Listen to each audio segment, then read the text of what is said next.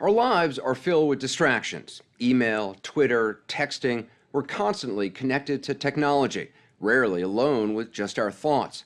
Which is probably why there's a growing movement in America to train people to get around the stresses of daily life. It's a practice called mindfulness, and it basically means being aware of your thoughts, physical sensations, and surroundings. Tonight, we'll introduce you to the man who's largely responsible for mindfulness gaining traction.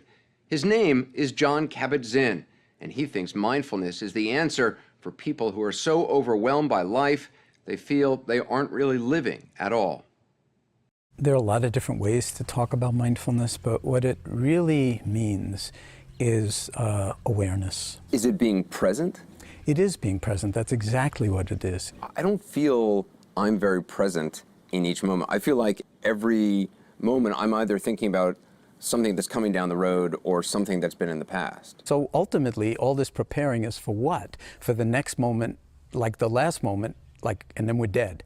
So in a certain way, are we going to experience while we're still alive? We're only alive now. Jon Kabat-Zinn is an MIT-trained scientist who's been practicing mindfulness for 47 years. Back in 1979, he started teaching mindfulness through meditation to people suffering from chronic pain and illness.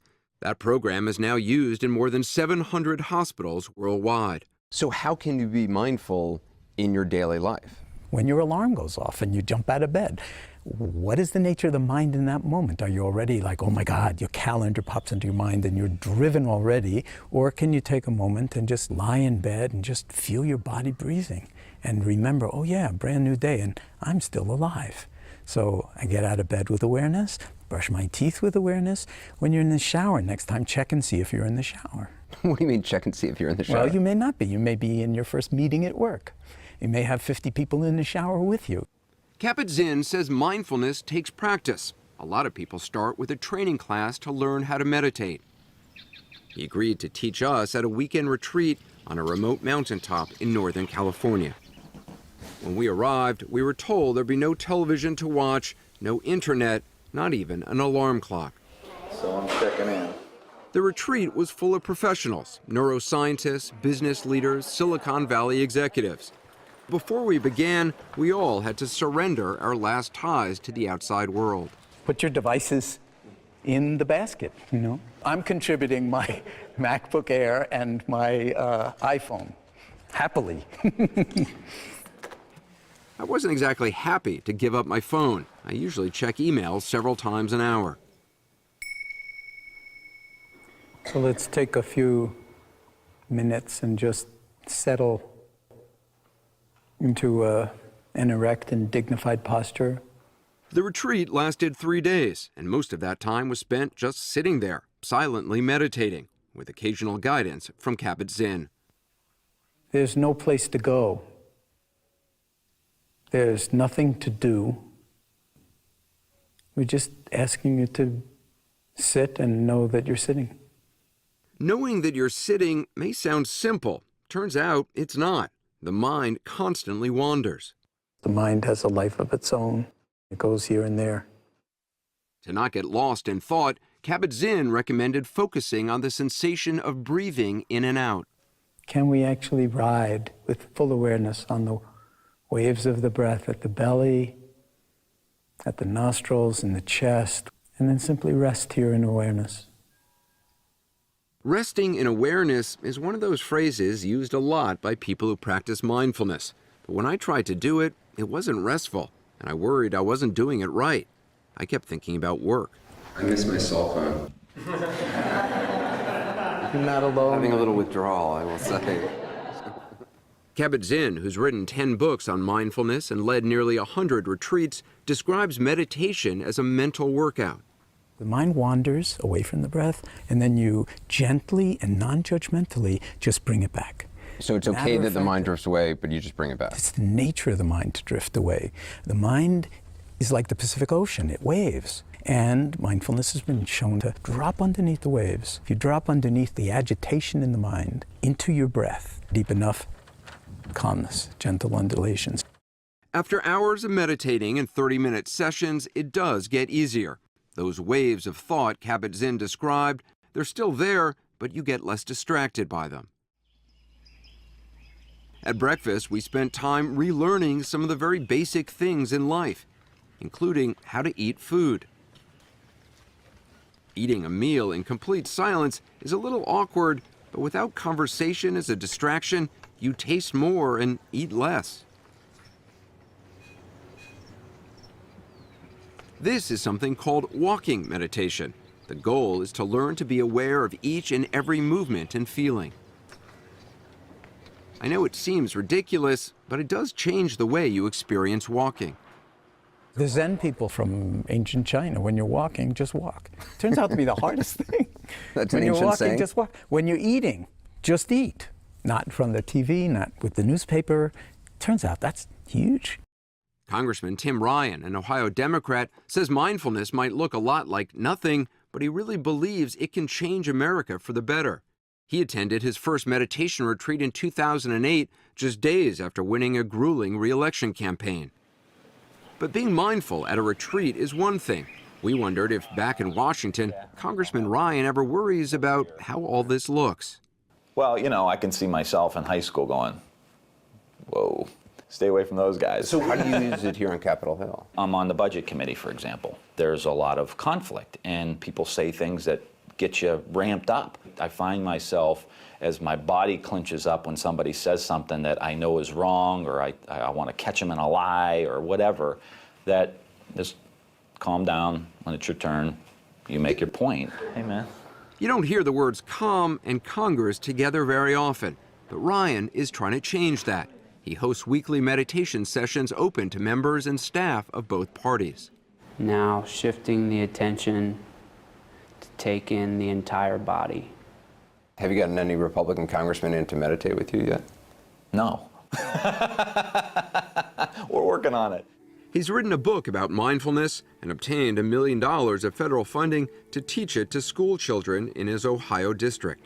I feel like we're calm right now. Yes, you are. I've seen it transform classrooms.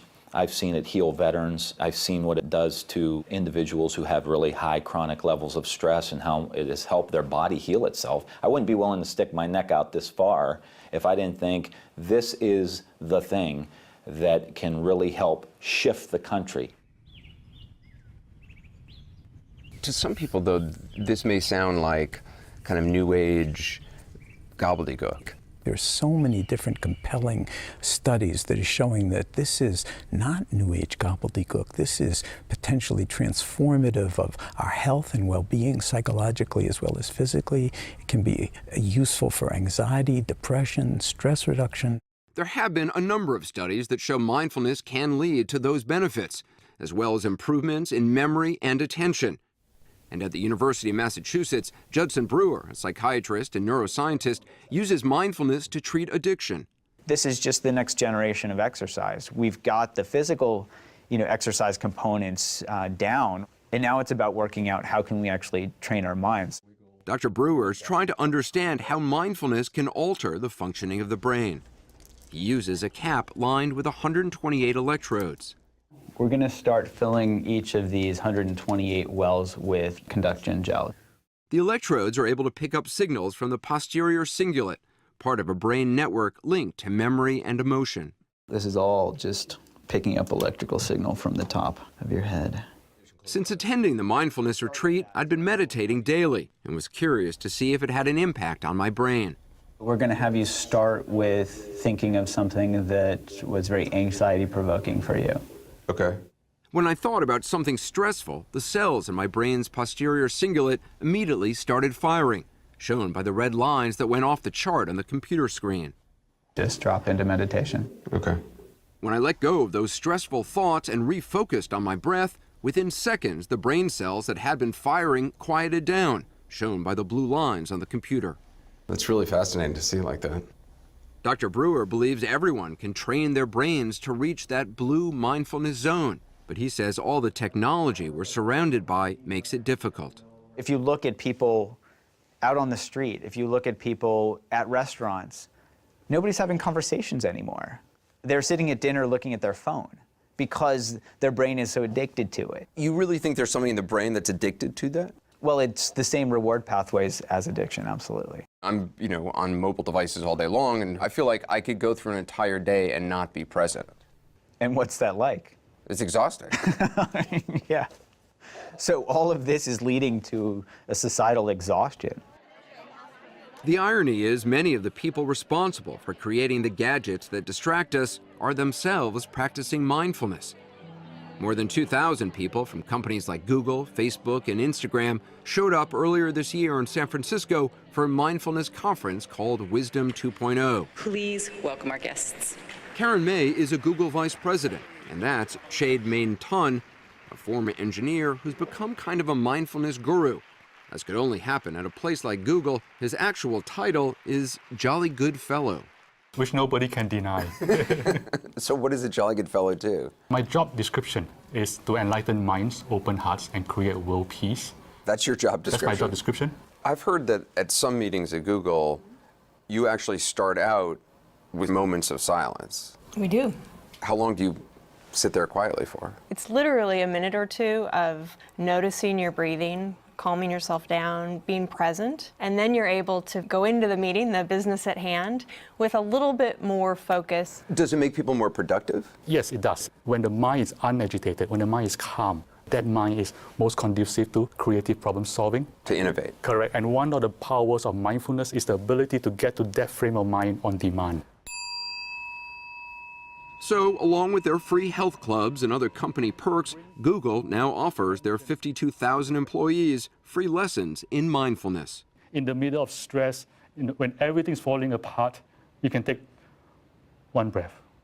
I can imagine some people rolling their eyes and saying, oh, come on, of course, Google, you guys have tons of money, and there's massage therapists walking around and all sorts of nice things for employees, but it just doesn't seem practical. The advantage of this is it actually doesn't cost anything and it doesn't take much time. And you believe it really works? I absolutely believe it works.